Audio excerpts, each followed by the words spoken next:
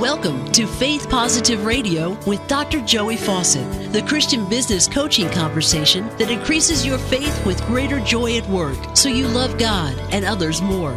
Dr. Joey interviews Christian business professionals just like you to discover their secrets for working faith positive in a negative world. Welcome to Faith Positive Radio with Dr. Joey Fawcett. Hey, Faith Positive Nation, Dr. Joey Fawcett here with another episode of Faith Positive Radio. Laundry. Who does your laundry? Do you do your laundry? Where do you do your laundry? Is it dirty laundry? Oh, no, don't answer that question, right? Somebody's walking the dog going, huh? No. But that is the reason we launder it, is because it's dirty, right? Some things we take for granted, and I guess doing the laundry is one of those things. However, when doing the laundry becomes an issue for you, you think about it, right? There's certain points of adversity for all of us that we all experience sometime in our lives. It's just a matter of what is that adversity, how much does it affect us, and how does it affect the things that we otherwise would take for granted in our everyday lives. God gives us opportunities every day through grace and the forgiveness brought to us in Jesus Christ to overcome the adversity of the world. Jesus promised us that the world's full of trouble, right? It's broken. But he says, don't let your hearts be what? Troubled. Exactly. Today's guest, Faith Positive Nation, has overcome a lot of adversity, and he's going to tell us his story today and how that story intersects with laundry. You'll find out in just a moment, as well as how he got his act cleaned up and overcame a ton of adversity on his way to being who he is today. An amazing husband, an amazing dad, and an amazing faith positive business person. Faith Positive Nation, help me welcome to Faith Positive Radio today, Dave Menz. Dave, welcome to Faith Positive Radio, buddy.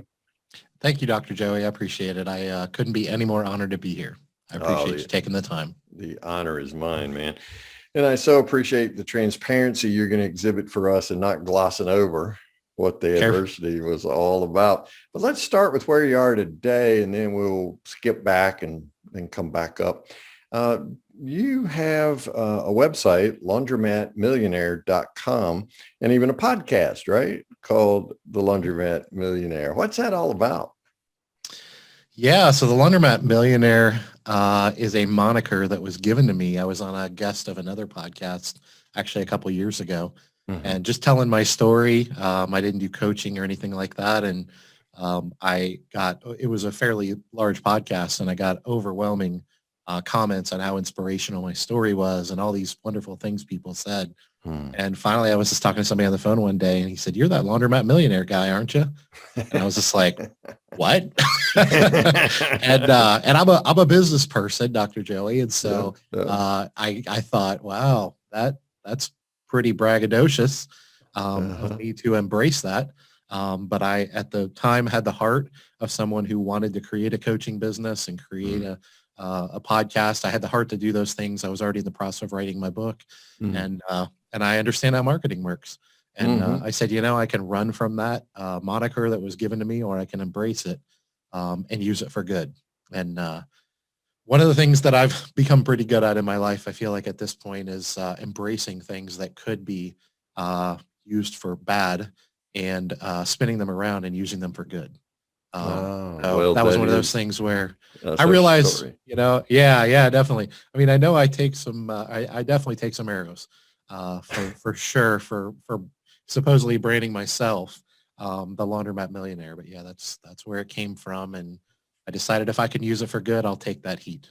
Well, I'm wondering how much you paid the guy for the moniker, because that's absolutely brilliant marketing, right? The funny thing is, I haven't spoken to him since then. I doubt he even knows what he did. I honestly don't even remember his name. I mean, this podcast I was on, I got hundreds of messages within a few days, and I couldn't keep up. But whoever you are, if you remember that, thank you. That's right. Because that's actually the name of my book, as you mentioned, and my website and my podcast. Yeah, everything. So unpack why that guy called you the Laundromat Millionaire. Well, the reason he did is because when I was telling my story on this other podcast, and I had done it a few times before, Mhm. I'm a very transparent person. Okay. Sometimes, in fact, most of the time to a fault. And I was just telling my story, how I grew up in poverty, very poor, not a Mhm. real educated guy, barely graduated high school, and didn't go to college. And I Mhm. was just telling my story very matter-of-factly about how I got into the laundromat business, and one turned into two and two turned into three. And I saw this opportunity to really make a difference in these communities. As Mhm. I was raised that, God tells us we're here to serve each other. Mhm. And so that's how I was raised, was in the church. And I was raised that that's why we're here, is to serve each other. And so that as I became pretty good at serving others, I realized, well, wow, my businesses can be an avenue and a channel for serving simultaneously while supporting my family. Mm. And to be honest with you, that's all I was trying to do, was just make a difference in the world, leave a legacy, Mm. impact communities, and Mhm. serve others. And Mhm. I just woke up one day and was redoing my personal financial statement with my wife for our businesses. And I just looked across the desk at her and said, "Do you realize we're millionaires?" She was like, Mm. "What?" Yeah, and we'd went from basically a net worth of like $50,000 8 years prior to being millionaires in our early 40s. And Wow, I that's was just I incredible. was just telling the story. I didn't really, wasn't trying to get any attention or anything. And Right, right. that old, the millionaire, millionaire is a that's a provocative statement. It'll get people's attention and get them to listen, which is Yeah. why I now have learned to use it for good. But Right, that's how it right. came about. I just kind of stumbled Mhm. upon it, and I was like, oh wow, like people are Mhm. responding to this. Yeah, that's amazing, especially in combination with laundromat. Take us Yeah. back, because that's not something we typically think about. But take us Yes. back, Dave, and walk us through that story. Dave Menz is my guest today, laundromatmillionaire.com. If you want to flip over there and take a look while Dave tells his story. You say you grew up in poverty. Mhm. I did. I grew up in Flint, Michigan. Mm. My parents were met at the youth group in the Bristol Road Church of Christ, Mhm. and they were married and had a baby. My older brother, their senior year of high school, and Wow. so both of our families, my mom and dad's both sides, were very modest. They were GM families. Both my grandpas worked at the GM factory, and they were probably lower middle class, I would say. And but my parents, they started out life, their marriage, and their family behind the eight ball in every way, shape, and form. And so the first 12 years of my life, we were very poor. I mean, we didn't have two Mm. nickels to rub together. We were never Mhm. homeless or anything like that. There's always, everything in life is relative. So there's Yeah. plenty of people that have been poorer than me, Yeah, living out of for cars sure. and what have Right. you. Yeah. So we were never there, but we struggled a lot, and Mm. it burned, that, and growing up in the church, and learning to rely on God even when it's not easy to do so at a very young age, and seeing those very real life lessons. It just burned into me who I am, good, bad, and Mm. indifferent. And the interesting thing, Dr. Joey, is that I always wanted to own my own business, but I didn't know anyone that had owned a business. When you Mm. talk to most entrepreneurs, they tell you, "Oh, I was raised by entrepreneurs, and my Mhm. aunts and uncles were entrepreneurs." And I've now learned that Mhm. that's super common. Yep. My life was the polar opposite. For Wow. whatever reason, from the day I was born, I always wanted to be a business owner and an entrepreneur, but Mm. I didn't know anybody that was. And anytime I brought it up, everyone in my life told me how I couldn't do it, and Mm. that was just a path to bankruptcy, and it was risky, and I needed to go to college and get a degree and become an accountant, or whatever, a Mhm. manager, a middle level manager at a corporate America or something like that. Right, right. And I think part of it is when you grow up in poverty, all you're really focused on financially is just trying to escape poverty. And Mm. so the middle class looks like success. But Mm. when you grow up in middle class, that's just what you know. Everything is relative, and so success looks like something more. And Mm. so I think that's part of it as I've gotten older, and now a lot of my tribe, friends and family, things like that, a lot of them are entrepreneurs. Mm. So you kind of get to know people through a different lens. But Mhm. back to what I was telling you a minute ago, how I've Mhm. learned to channel things that could be used for bad or Mm. good. I'm one Mhm. of the most stubborn human beings on the planet. I don't know if they say God doesn't make mistakes, so I guess it was intentional. But I was a very difficult child to raise. And All I wasn't reports wasn't indicate that, right? Yeah. Yeah, I mean, definitely. Trust survey me, was done in Flint, if my Michigan, and everybody in that generation remembers Dave Menz. Oh, School they teachers, probably in do. fact, have written volumes about, raising Davy, right? Right. Yeah. So yeah, I mean, I wasn't disrespectful much or anything like that, but I was just very stubborn, and you couldn't tell me that I couldn't do something. I wouldn't believe you, even if you Oh, were my mom and dad. And mm. so as I got a little older, I just learned to channel that for good. And I said, all these people that told me I can't do something, watch this. Yeah, yeah, yeah. Hold my life and watch this, right? So Yeah. you said you barely got out of high school. What were your aspirations, Dave, when you walked across that stage? I've always, back to the stubbornness, I've always been fiercely independent. And Mm, so when I graduated from high school, the only thing I wanted to do was to get my own apartment, get a job where I could support myself, and hang out with my friends and not have to answer to anyone. That was the mm. only thing I wanted. And so I tell this story in my book of how ironic this is, because you as a doctor are already laughing, I'm sure. But yeah, so went, got a job and got an apartment and got all these bills, and I had arrived, Dr. Joey. I Yeah, didn't have to listen to anyone. No one yeah, could tell me what to do there except you for go. my boss Yeah, and the my landlord. right. They were And I standing in could line to tell you and I what to could go do. on and on and on. It turns out I Yeah. have a lot more people that I answer to than I thought.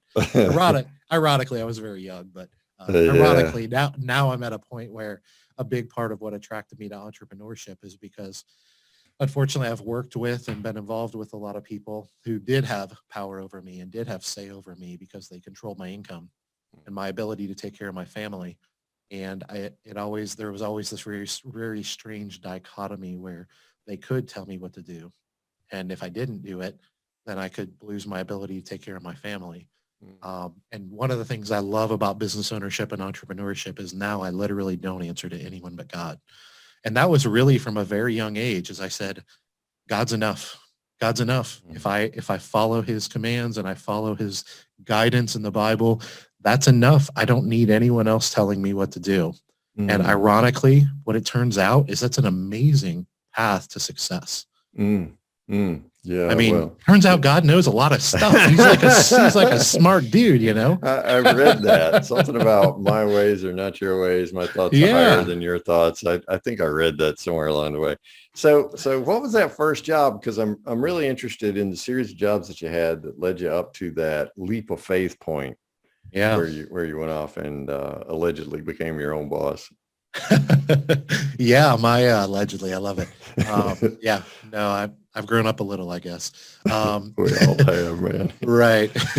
Yeah, no, my first, it wasn't my first job, but my first job as an adult was an assistant manager at a local Tire America, which is Hmm. a franchise tire store that's, I think, Sure. pretty much out of business nowadays.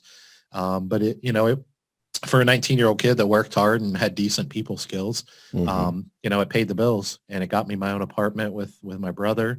And I didn't have to live in the house with my parents and let them tell me what to do anymore.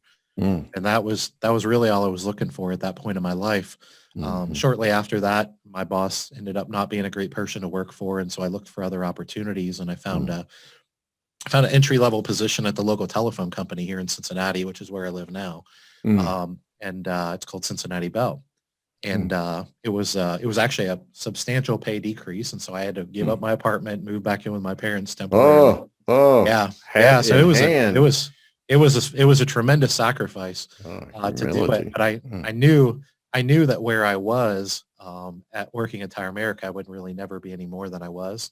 But I mhm, knew this opportunity at Cincinnati Bell, they did all the internal training and promotion, and they promoted from within and all these things. And so I knew it was a career versus a job. And I did mm, want to someday get married and have a family, and I didn't want to mhm, just live on what I was making selling tires. mm, Uh, and so that was a big part of the motivation. Long story mhm, short, I worked there for 12 years, mm, 17 years total, but I worked there for 12 years, was promoted 5 times, ended up having a nice middle-class family, married with children, and had my own single-family home. And I had the middle-class dream.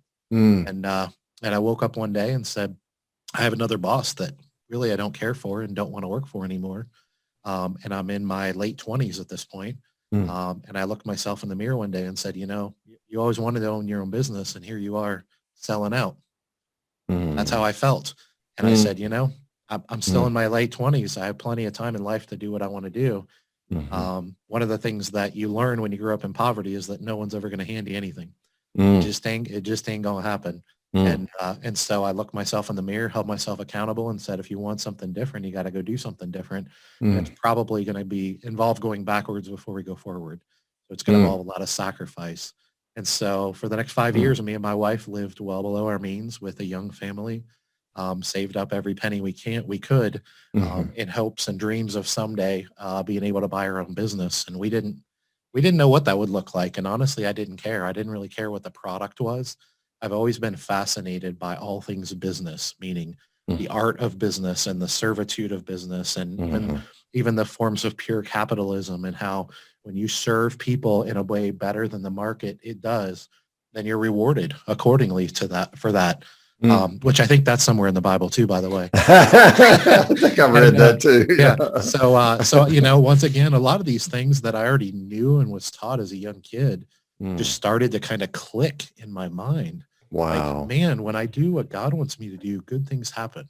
When I do Mm. things that God doesn't want me to do, bad things happen. And Mm. you start to mature. I don't claim to be mature, but you start to mature and grow up a little bit, Mhm. and your Mhm. brain, matures, and you look at things through a different lens Mhm. and a different perspective. And Mhm. adversity has a part to do with that. And you look at things through a different Yeah. perspective, and then you just kind of had this like aha moment. Like, what am I doing? Mm. I need to live my life. Mm. Mm. Mm. Mm. Mm.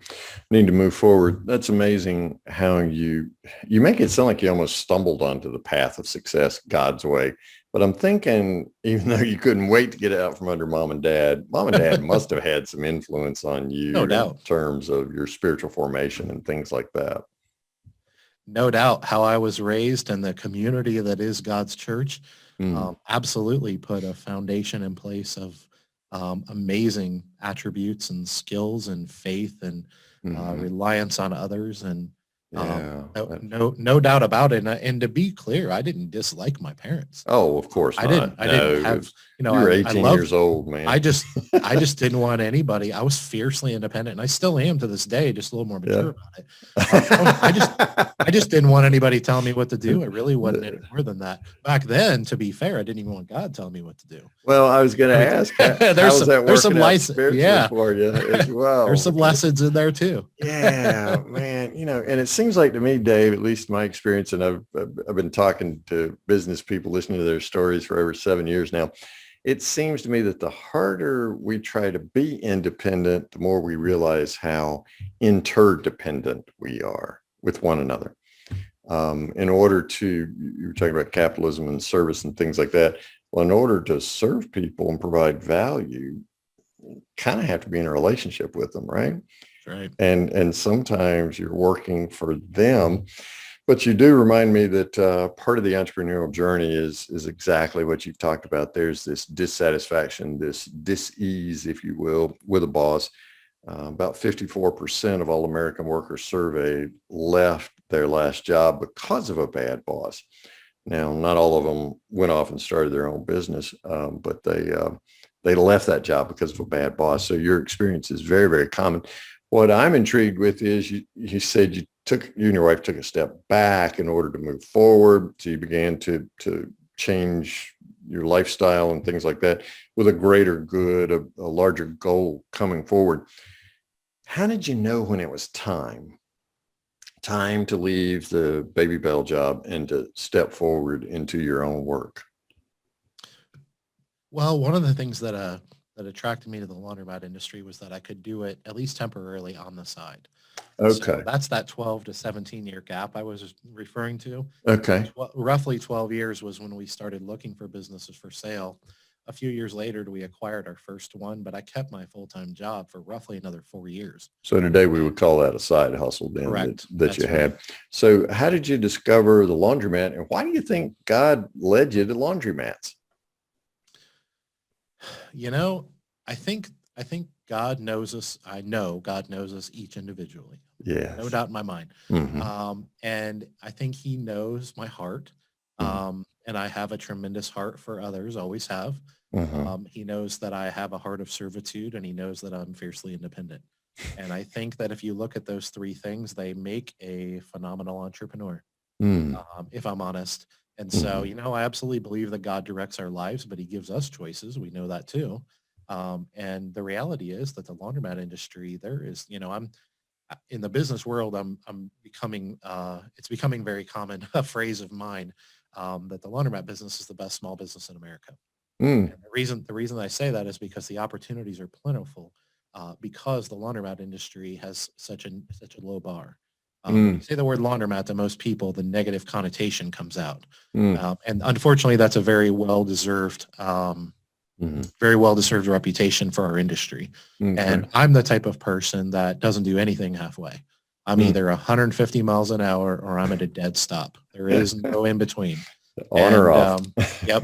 And honestly, like if I were sitting here asking God, I would love to know the answer. But my suspicion is that he knows that I don't do anything halfway. And Mhm. he saw a tremendous opportunity to change a whole bunch of people's lives, Mm, and to impact people in a positive way through servitude.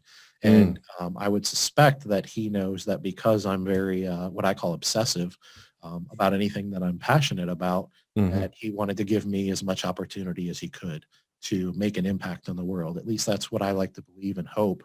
And if I'm honest, I see it as a borderline obligation at this point, and I mean that in a Mm, positive way. mhm. I put the weight of the industry on my shoulders. Wow. And I'm one guy, so I'm not under the impression I'm going to change an industry. The reality Right, is right. there's a whole bunch of amazing people in my industry that Yep. also agree with me. I just Uh-huh. happen to be bold enough to get out in front of it and I say, love it. bring it on. Yeah, yeah, yeah. You run towards the house fire instead of away I from do. it, right? I do. Yeah, that's one of the things that we say in our companies. We run towards company fires. But Yeah. how do you serve? Because somebody in Faith Positive Nation right now. By the way, Dave Menz is my guest today. If you go to laundromatmillionaire.com, you can learn more and find out more about his story. And that book's coming out probably, see, we were recording this in 2021, so probably coming out in early 2022. Um, Tell us, Dave, how you serve, because you keep talking about servitude, making an impact on the community, things like that. How do you do that through your laundromats? Well, early on, I did it more personally and with just a few light part-time people. Mm-hmm. Um, and one of the things I love about the laundromat industry is that it's a vital community resource. A lot of people don't realize this if they don't need Mm-mm. a laundromat Right. like a lot of the world does, but it's essential. I mean, we were Mm. deemed essential during the COVID pandemic. Wow. Never, our industry never closed in any country in the world. Mm. And there's a very specific reason for that, because having clean clothes is not a luxury, it's a necessity. It's a Mm. hygiene issue. Mm-hmm. And so I take that very seriously. Mm-hmm. And being able to serve people that are quite frankly underserved in most cases, Mm. meaning that those needs are not properly being met, Mm-hmm. and being able to elevate that industry as a whole and how we serve each community that there's a laundromat in, Mm-hmm. is something that I love that God has put me in this place. Mm, mm. So you found, I think I read where you found your first laundromat on Craigslist. Is that right? True. So True what was story. the, yeah, yeah, true story. So what was the condition of that laundromat? Why was it so attractive to you? The reason it was attractive to me is because I could do it on the side, as we talked about, Right. and it was Side a hustle. couple miles from my house. That was Oh, it. I didn't know convenience. any. I didn't know any more than that. I just knew I'd be able to need to keep my full-time job for at least a few years. I Mm-hmm. knew I'd be putting a lot of blood, sweat, and tears, sweat equity into it, Mm-hmm. because we had some money, but not a lot. We knew we would need to, transition it and turn it into something much better than it was. And it was an opportunity to serve my impact in Amelia, Ohio, which is a suburb outside of Cincinnati. This is the suburb that I grew up in. I was raised in after the sixth grade. Gotcha. And so when I saw this for sale on Craigslist, it just Uh-huh. light bulb moment. And I Yeah. thought, I know exactly where that is. I Mm. know how important it is to the community. Mm. And I didn't know what I know now, of course, but I Right. knew enough to know that I can run at this and Mm. do something about it. And I didn't know if it would just be a nice little side business and that'd be Uh-huh. all it was, or I had no Uh-huh. idea it would turn into what it has. But that was really all I needed. I've always been a pretty simple guy. I'm not complicated. Uh-huh. I've always just been like, you know what, God, show me an opportunity. Give me the strength and the guidance to do something about it, and I'll give Mm-hmm. you the effort. Like I'm an Mm. effort guy. I'm a guy that prides himself on good old fashioned grit. There you go. That's right. That's right. Oh, Well, I can so relate to that. I am fond of describing myself as, I'm either one of two things. Either I've learned to persevere really well, or I'm just too stupid to know when to quit. Yeah. yeah. I just don't know where it is, but if God's put me on that path, man, we're gonna wear it out till we get to the end. Yes, So sir. one laundromat in Amelia, Ohio has led you to what today? How many laundromats, Dave? Yeah, we have 5 now. Mm-hmm. And we've been able to transition those over to all. And from all 5 of them were existing laundromats that were in very poor condition. Mm-hmm. And we fixed them up and made them what I call top of the industry laundromats, meaning they're serving those communities in a very modernized, efficient way. Awesome. And that's why I started my coaching and my book and my Mm. podcast and all those things. As I said, Mm-hmm. well, man, if I can have this kind of an impact with 5 laundromats on the east side of Yeah. Cincinnati, because there's a lot of people in our industry that are really good people and they Mm. just don't know how to do what I've done. And Mm. I didn't always know either. I had to learn through the school of Right. hard knocks, and I Right. quite frankly learned through a lot of mentors. Yes. And I said, you know what? If maybe God's put me in this place not only to do X, Y, and Z, meaning run these 5 laundromats, but maybe he's put me in this place to teach others how to do the same because that will impact their communities. Wow. And my wife jokes now, which is probably a true statement. She jokes now that if you think Dave is obsessed about his local businesses, wait till you start talking about Laundromat Millionaire. Different level, because I just see the opportunity to impact the world and Yeah. leave a legacy in the way that God wants us to, Mm. in a powerful way. So to a lot of people outside of my world, it just looks like laundromats. Mm. But when you remodel a laundromat, you fix it up and you make it into a community asset Mm. versus a community eyesore. What happens is the local community that has to use that laundromat either way, you have mothers and fathers and even children in some cases coming up to you with tears in their eyes, Mm. saying thank you for what you've done, Mm. while they're paying to use your service.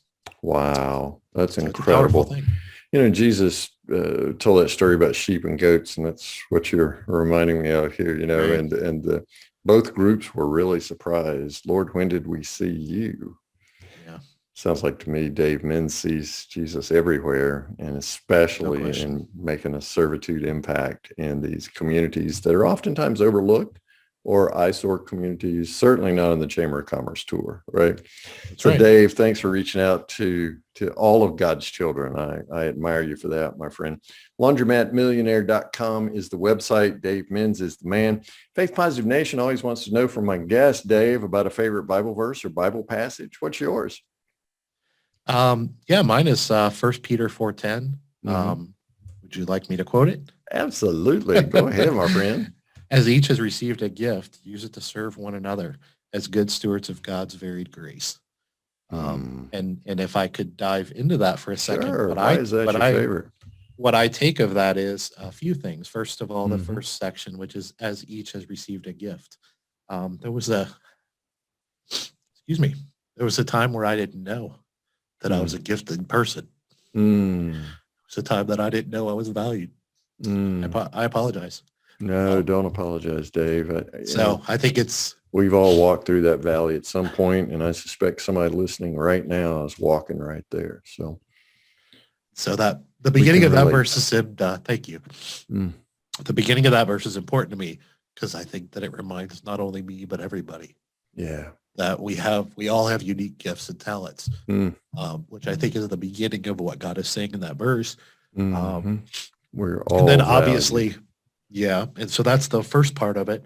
Mm. The second part of it is that we are to use those, that we are to Mm. recognize them, and we have an obligation Mhm. to use them for the betterment of God's kingdom. Mhm. And so there's that constant reminder there that not only do you have those and who are you are God's children, Mhm. but the reason for that is, and then at the end, it's a reminder of God's grace. Mm. And so I've always seen that verse is kind of broken up into 3 things Mhm. that are all 3 very powerful to me. Yeah, they really I are. apologize for getting emotional. Oh, please stop apologizing, because we need that reminder today. There's a lot of people who are walking through some dark, shadowy places, and we need to know that each and every one of us is valued. Each and every one of us is gifted. We're valued and gifted to serve one another. Dave Menz, laundromatmillionaire.com. Look for the book coming out by the same title, right? Laundromat Millionaire. Okay. Laundromat Millionaire. That's the name, correct? All right. So I don't know when you're listening to this Faith Positive Nation, but either fall of 21 or spring of 22, you'll be able to get your hands on a copy of Laundromat Millionaire. Between now and then, go to laundromatmillionaire.com. Dave, there's a way of reaching out to you there, buddy, so that Faith Positive Nation can get some more information, get to know you better. Yeah, they can contact me right through the website, actually. It's the best way to do it. That's great. Hey, Dave, I pray God's extreme blessings on you, your amazing daughter who recently got married. Yay. Then those two guys, 11 and 13, who are yucking it up with you there around the Menz household. I appreciate that and pray God's blessings on all of them, buddy. Thank you so much, Doctor. Appreciate it. Take care, man. Thanks for listening to Faith Positive Radio, the Christian business coaching conversation that increases your faith with greater joy at work so you love God and others more. Suggest guests and ask questions when you email Dr. Joey at info@getpositive.today. And be sure to get your free gift of the 5 positive business conversations to have today coaching program at getpositive.today. Until next time, may God bless you with everything your heart can hope for and more than your mind can imagine.